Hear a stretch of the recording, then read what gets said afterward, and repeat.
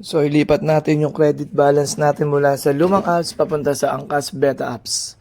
So, buksan natin yung lumang apps natin. Yan, yung 243. Click mo yung check wallet. Available for cash out, 243.35. So, cash out. Type natin 243.35. Oops. Mukhang hindi pa pwede yung point. Hindi nakasama yung cent. 243 muna. Cash out. Confirm cash out.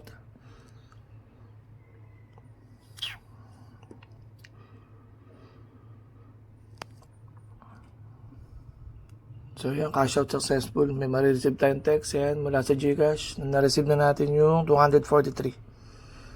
Try natin yung cents. So yun yung text message sa Gcash. 243. Try natin yung 0.35 pa dahil meron pang available na 0.35 sa cash out. Sayang yan. 0.35. Ayaw. 35. Point. Wala eh. Walang point. So, hindi pwede. So, may iwan talaga yung cents.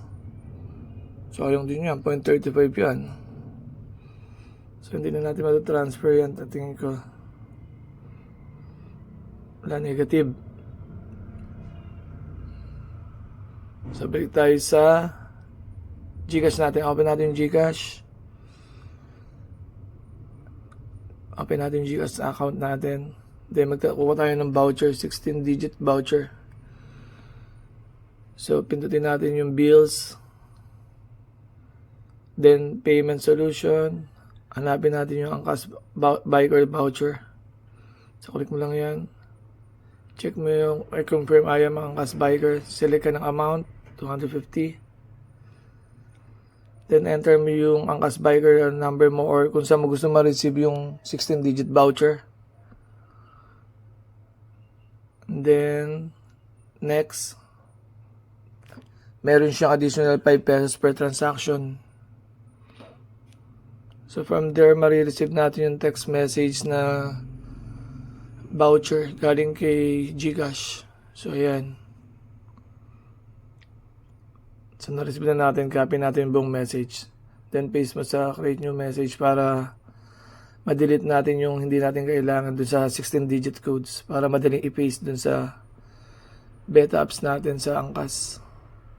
So, delete natin lahat yan.